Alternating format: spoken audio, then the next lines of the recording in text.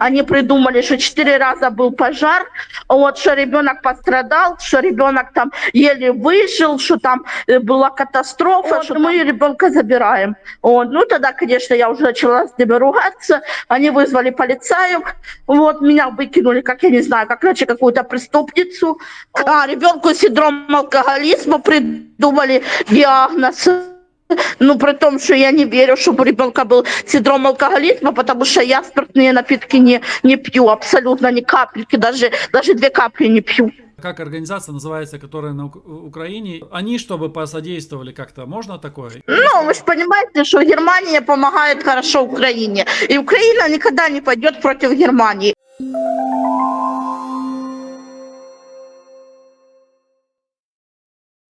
Давайте, может быть, пока Диана подключается, я сейчас включу, чтобы я видел, что она пишет в телефоне. А с вами, может, пока поговорим, все равно мы же втроем не будем все вместе разговаривать. Да. Вы приехали, получается, с Украины в Германию, да? Ну да, когда это все началось, вот я приехала, все было нормально, ребенок пошел в садик, все было хорошо. Потом 2 февраля 2024 году я поставила картошку варить, вот, и получается, что сама пошла ребенка купать. Вот. И вода выкипела, и не было там ни вытяжки, ни окон, ну ничего абсолютно. Это был подвал, настоящий подвал. Вот. И получается, что вот этот весь пар, вот это все пошло на вытяж, на пищалку. Вот. И получается, что пищалка запищала. Вот. Соседи пришли, выключили пищалку, вот, и вызвали этих пожарников, полицаев, скорую помощь. Вот, с ребенком все было хорошо, со мной было все хорошо. Вот, у меня все документы есть, что ребенок не пострадал, я не пострадала, пожара никакого не было, все было хорошо. У нас забрали в больницу, сказали, что просто хотят проверить ребенка. Ну, они так Вот, обычно... ну, если бы...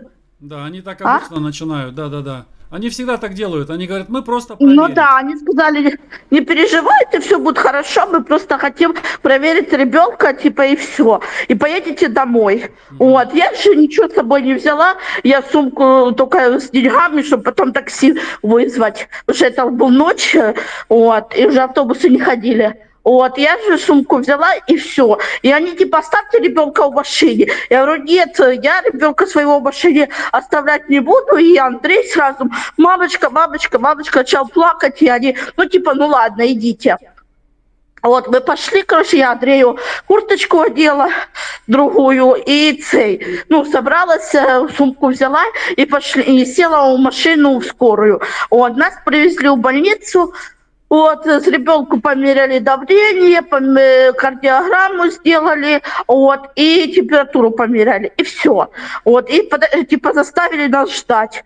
Я говорю, сколько можно ждать? Типа, ну, мне домой еще добираться. Подождите, сейчас придет. Врач придет, и типа пойдете. Вот, мы прождали где-то врача, ну, где-то час, может больше. Вот, и потом врач пришел, типа, нам надо вас оставить до утра. Оставайтесь до утра, типа, вот, надо вам палату, нас поселили в палату, типа, я говорю, я могу домой поехать на такси. Нет, типа, мы должны остаться до утра. Вот, ну, я ж биться не буду с мужиками. Вот, ну, думаю, ну ладно, что ж уже. Вот, до утра мы остались, вот, типа, каже, вам еще надо анализы сдать. Ну, я так поняла, что они кровь у меня брали на алкоголь. Ну, да как все, ну, а по-любому они не нашли алкоголь, потому что я вообще не принимаю алкоголь.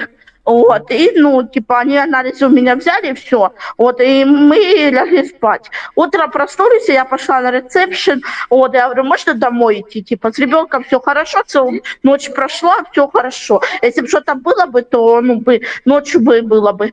Вот, и, типа, не, подождите доктора. Доктор сейчас подойдет до вас. Вот, потом доктор, конечно, только вечером подошел. Вот, потом, не, нам надо вас оставить до понедельника. Я говорю, ну, зачем? Кажут, ребенка все хорошо. Ну, у нас такие правила. Нам надо оставить вас до понедельника. В понедельник вас, типа, отправить до вашего врача.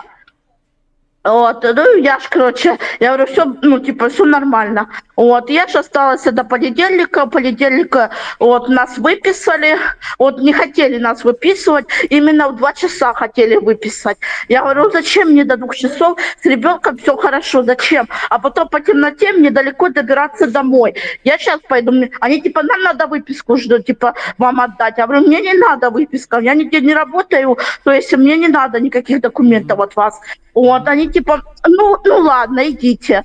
Вот, ну, я, короче, пошла, вот, все было нормально, мы пришли домой с Андреем, вот, плитка была выключена, то есть даже плитки не было, где кушать приготовить, они выключили. Вот, я же, ну, ребенок сразу, мамочка, я хочу кушать. Я говорю, ну, пошли, кажу, в Макдональдс. Вот, я его покормила в Макдональдсе, заказала, что он захотел, он покушал, там на площадке поиграли, вот, все было нормально. Потом мы пришли домой, я его покупала, вот, и положила спать. Вот, утром мы просыпались, получается, уже 6 февраля было. Мы утром проснулись, я ребенка собрала, отвела в садик. Вот, сама пошла на курсы, я тогда ходила на курсы немецкого. Вот, пошла на курсы немецкого, мне звонит соцработник. Диана, нас вызывает. Я говорю, кто? Она типа, не переживайте, все будет хорошо. Но у меня такое чувство было, я говорю, только ребенка не забирайте. Да не, вы что, зачем ваш ребенок нужен, нам своих типа нема куда девать. Вот, ну, я ж, короче, 3 часа, каже, я приеду до вас, каже, домой, и вас, каже, на машине заберу. Вот, и, получается, на 3 часа я пришла уже с курсов, Андрея забрала из садика, вот, она приехала, нас встретил, я даже не представился, что я уже потом узнала, что он с Югентамта. Ничего, он нас встретил, типа, попросил, чтобы я оставила ребенка на 1-м этаже. Вот, и соцработницей вот этой, которая она мне звонила. Вот, и я ж, дурочка, думаю, ну, а я же ее знаю, думаю, ну, ладно, типа, я, короче, на 1-м этаже Андрея оставила, кажу, сыночек, кажу, побудь, кажу, мама сейчас, скажу, с дядей поговорит, кажу, и придет. И, мамочка, ты мне вкусняшку купишь? Кажу, да, сынок, конечно, куплю. Вот, и он, типа, остался с этой соцработницей, а мы пошли, как я потом уже узнала, из работников Югентамта на 2-й этаж. Вот, они, типа, вы понимаете, что ребенку, типа, могло бы опасно быть, ой, пошло по, типа, а если бы ребенок пострадал бы, а если то, я говорю, да, я понимаю, кажу, уже буду внимательно, кажу, мне надо было просто, кажу, сначала, кажу, ребенка покупать, а потом, кажу, готовить, а я же думала, что, кажу, она пока готовится, я покупаю ребенка. Вот, и они типа, понятно. Ну, вы понимаете, что вам нужен центробат дитини. Это Мутеркиnd-хаус, типа. Вот, я говорю, хорошо, я согласна. Они типа, ну, мы пока мы еще его не нашли, вот, мы ребенка забираем. Вот, ну, тогда, конечно, я уже начала с ними ругаться. Они вызвали полицаев, вот, меня выкинули, как я не знаю, как иначе какую-то преступницу. Вот, ну, уже ребенка я, конечно же, не увидела. Вот, они меня выкинули, все. Вот. Не дали никакого договора, не дали никакой бумажки. Ну, вообще не представились, что они с Югентамта, что он такой-то, такой-то, вообще. Ну, такое чисто, значит, бандиты, ну, знаете, как воруют. Вот. Ну, потом, короче, они меня выгнали, я поехала домой, вот, потом 15 февраля, получается, был суд. Вот, они судом мне сделали самым ужасным человеком. Они придумали, что 4 раза был пожар, вот, что ребенок пострадал, что ребенок там еле выжил, что там была катастрофа, что там было дыма аж до 2-го этажа, что там даже двери видно не было. При том, что это такое, это неправда. Вот. Но суд сказал центр матери дитини. Вот. Я подняла всех на уши, и ТикТок, и WhatsApp, и Инстаграм, и Ютуб, короче, всех. Вот. Мы нашли центр матери дитини, ну, чтобы вам не спрехать, ну, штук 15. Вот, все не то, все не так, все не то. Вот, я, короче, нашла организацию, которая мне готова была помочь. Вот, а организация звонит в Югентамт, они сказали, она сумасшедшая, типа, мы вам ничего не можем сказать, у нее есть опекун. Вот, поставили втихаря мне опекуна, типа, я даже не знала. Вот, звоните, типа, опекуну. Вот, ну, потом я через суд, через все убрала опекуна, вот. И сейчас я уже, ну, как бы, все, ну, сама все решаю. Но они все, типа, вы опасно, вы опасно. Я говорю, что я должна сделать? Вы что, не понимаете, вы опасно. Кто-то там звонит, ну, этому оператору, там, типа, что-то начинает спрашивать. Вы что, не понимаете? Она опасна. Куда я ребенка? Она опасна. То есть он не может сказать, в чем я опасна. Ну, сейчас идут суды, типа, они меня игнорируют, они не дают встречи с ребенком, при том, что решение суда было, что я могу ребенка видеть. Вот. Ну, они все не то, все не так, все не то. Как долго это все длится уже у вас? Получается, будет в феврале будет 2 года. Ой-ой-ой-ой. Ребенку синдром алкоголизма придумали диагноз. Ну, при том, что я не верю, чтобы у ребенка был синдром алкоголизма, потому что я спиртные напитки не пью, абсолютно ни капельки, даже 2 капли не пью. Да, дело в том, что многие люди, которые вот рассказывают об этом, проходили через подобные ситуации, и там просто были на ровном месте выдуманные истории, выдуманные предлоги. Была такая ситуация, когда сказали, что папа хотел детей топором зарубить, ну, просто брал стул и бил ребенка стулом, ну, вот просто выдуманное такое, когда такого не было никогда. И чтобы так забрать ребенка, им нужна история какая-то. Они ее выдумывают, а потом, знаете, они еще... Вот вчера мы... Недавно разговаривали с одной женщиной. У нее забрали 2 дочерей, это уже давно было. И 3-ю она спасла. Она сбежала, она сейчас в Калининграде живет. Она сбежала, мы с ней лично знакомы. И, в общем, она говорит, что там детям давали какие-то психотропные вещества. Ну, типа, чтобы ребенок такой был непонятный. Я звоню дочери, а она: мама, да, как у тебя дела? Хорошо. Вот такой ребенок. Я чувствую, что-то не то с ребенком. И вот такие истории, действительно, их немало, их очень много. Я сам заходил на сайт Югентамта, и там они хвалятся, они говорят: мы забрали 84 тысячи детей, и мы хорошо работаем. Вот так они говорят об этом. Ну вот 84 тысячи родителей плохие, а Югентамт хороший. Ну не может такое быть. Я понимаю, да, есть родители, которые действительно плохие, но не все же плохие родители. Конечно. Вы сейчас пробовали через суд, где-то что-то уже обращались, да? Ну, у меня адвокат есть, он вообще игнорирует, а тут без адвоката ты не можешь прийти в суд, просто без адвоката. А я хотела менять адвоката, мне суд отказал, сказал: у вас есть адвокат, все, любуйтесь этим. Скажите, у вас есть возможность своего ребенка увидеть? И вам дают возможность гулять вместе? Ну, получается, завтра я первый раз увижу ребенка за 2 месяца. Знаете, на что они смотрят? Очень, очень сильно они смотрят на то, если, допустим, мама плачет, начинает там вот так вот очень любовь проявлять, они это не любят. Они могут потом запретить вам вот как бы вообще видеться с ребенком. С другой стороны, с другой стороны, если вы будете холодная такая мама, они скажут ребенку: видишь, мама твоя, она какая, она тебя и не любит. Вот, поэтому вам надо, дай бог вам мудрости, правильно вот это себя вести, чтобы ласково, спокойно, но без сильных эмоций. Не плачьте, старайтесь, да, вот так все, чтобы спокойно. Для них надо.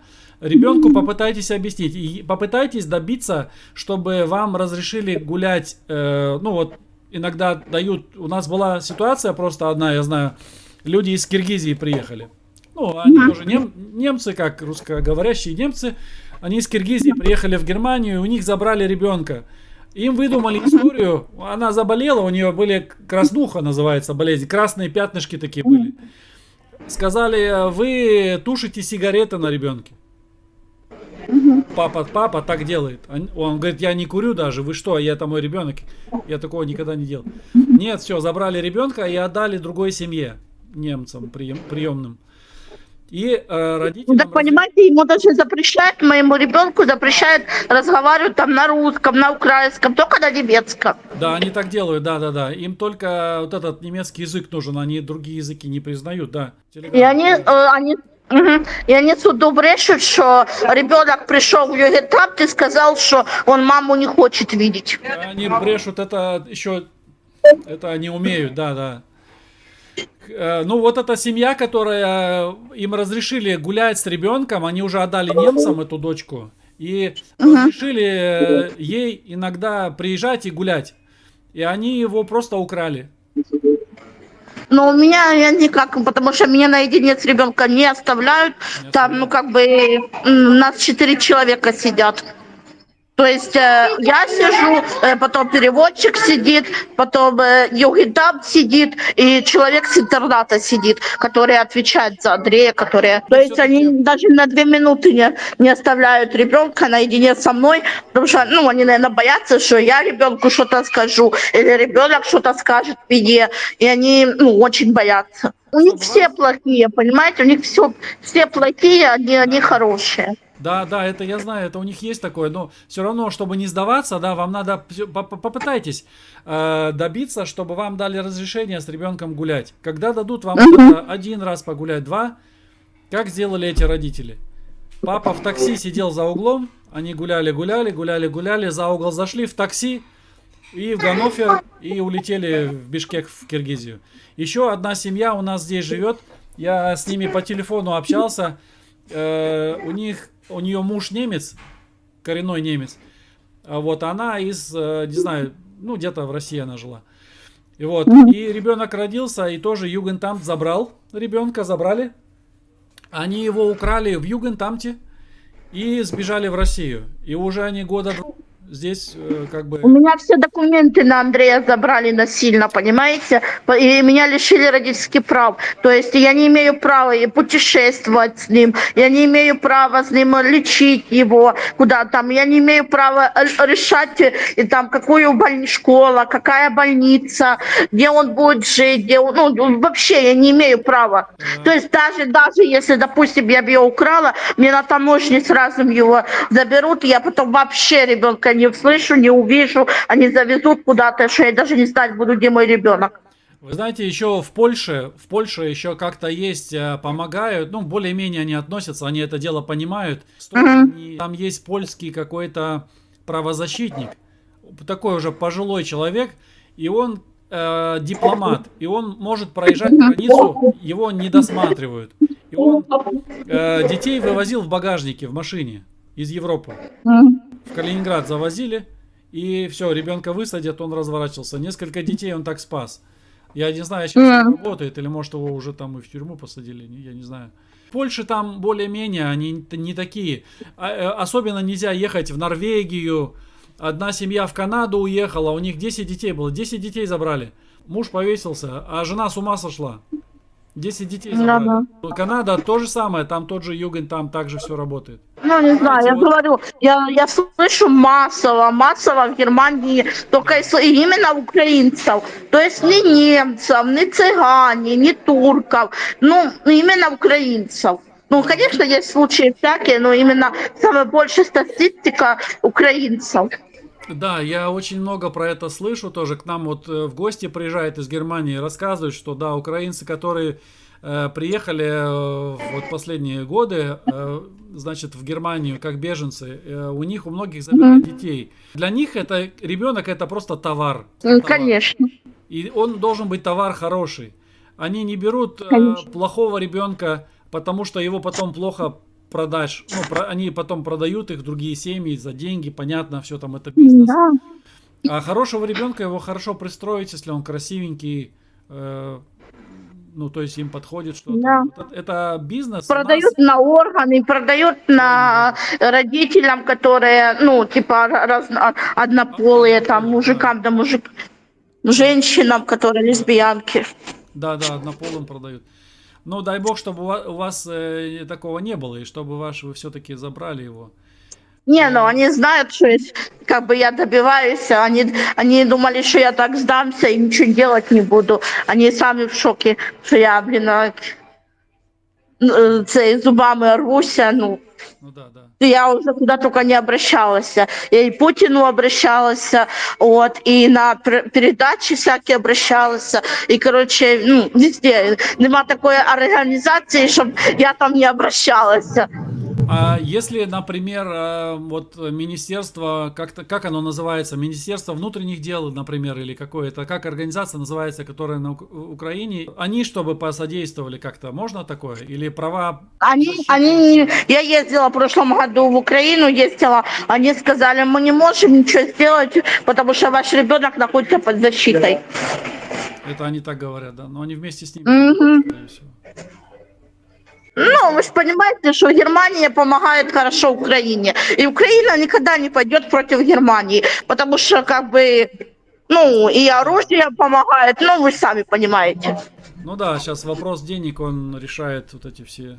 А тут простой Ну, человек, да. простой маленький человек для них ничего не значит. Ну, вот. Они же понимают, что если они пойдут на штыки, то Германия перестанет помогать. И понимаете, немцы почему-то боятся, потому что когда начинаешь с немцами общаться, они, да, типа, ой, так ужасно, и пошло-поехало. Только касается, ну, просишь помощи, они все, типа, ну, начинают. А так Немцы, просто не да, забирают детей, а что у нас не забрали, да там це не может быть такого, ну. да. Ну это просто люди, пока его лично не коснулось. У нас тут одна семья есть тоже, живут. Сегодня я был вот у них. Э, Ну, она женщина, одна мама, получается, детей. Вот. И она сбежала с 3 детьми, у них не было документов, ничего не было. Они проходили здесь, все оформлялись. Сейчас они гражданство получили. Вот сегодня я виделся с ней. И она тоже говорит, они не берут плохих детей, они берут хороших. Также у них хотели забрать. Они Там, здоровых берут, ну, потому что я же говорю, ну, много действительно смотришь, которые действительно надо забрать, а никто не собирает. Сейчас призову. не хочет. Сейчас. Там же тоже конференции можно в WhatsApp сделать. Ну, наверное, каждого человека, каждого родителя история отличается в том плане, ну, как это сказать, аспекта воровства, как именно они воруют детей, но цель, вот эта цель индустрии, вот этой продажи массовой, Да. она та же. То есть они преследуют явно одну цель, и она глобальная, она не частная, она не, скажем, не какая-то локальная, или как это можно выразиться. Это действительно политика, причем глобальная политика. Но мой случай, он, наверное, может быть даже из ряда вон выходящий, потому что у меня здесь задействованы политические какие-то нюансы, и само лицо немецкой системы, очевидно, без маски, то, что они сделали с моей семьей, с моими детьми.